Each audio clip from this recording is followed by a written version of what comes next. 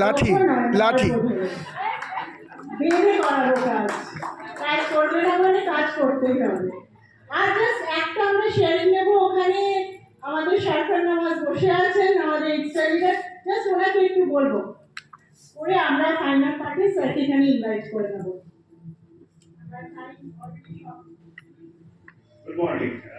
সত্যি আমি যেটা আশা করিনি যে আমিও শোনার জন্য আমাদের আগ্রহে থাকি, আজকে ওনাকে নিয়ে বলতে হবে, এটা ভাবিনি কখনো। আর এটা ঠিক যে এতটা যখন শুনে ফেলেছি, আর নিশ্চয়ই আমার কাছে সেই বড় কিছু নেই বলার মতো। আমি যখন শুরু করি তখন স্যার আর আমার মিডিলে তিনজন বিশিষ্ট সিনিয়র ছিলেন, তখনও ওনাকে কাছ থেকে দেখতে পাইনি, খুব দূর থেকে দেখতে হতো। ওনার ফোন নাম্বার আমার কাছে এসেছিল প্রায় 1.5 বছর পর, সেখান থেকে স্যারকে ভাবি। এটা ঠিক যে কোভিডের সময় আমরা নাসিকার ঘটনা দিয়ে গিয়েছি, সেই মুহূর্তে স্যারের সঙ্গে আমার মিডিলের গ্যাপগুলো কিছুটা কমে, ইন্টারাকশনের জায়গাটা তৈরি হয়। কিন্তু ওই পিছন থেকে দেখার যে অভ্যাস এবং ওনাকে যে স্মরণ করার অভ্যাস, সেই জায়গাটা এখন থেকেই গিয়েছে।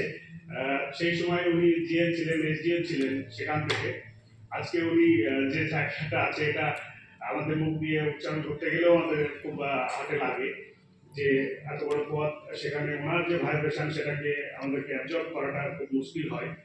তো সেই জায়গা থেকে জানি না কিভাবে এটা ঠিক যে স্যার বললেন হামিশা যে যেটা ঘটে যাচ্ছে হয়তো সেটা কি করে উনি ফিল করেন, এটা যারা ওনার সঙ্গে কাজ করেন তারা ভালো করে বোঝেন, সেটা আমার ক্ষেত্রেও ঘটে। এটুকুই বলবো যে আই লাভ। বলুন বলুন।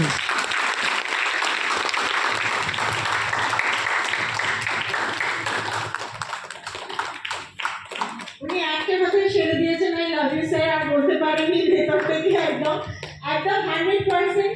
ইনফ্যাক্ট যেহেতু উনি বলে গেলেন যে একটা ওই জায়গায় স্যারকে অনেক দূর থেকে দেখে এসেছি, তো আমার সঙ্গে ম্যাক্সিমাম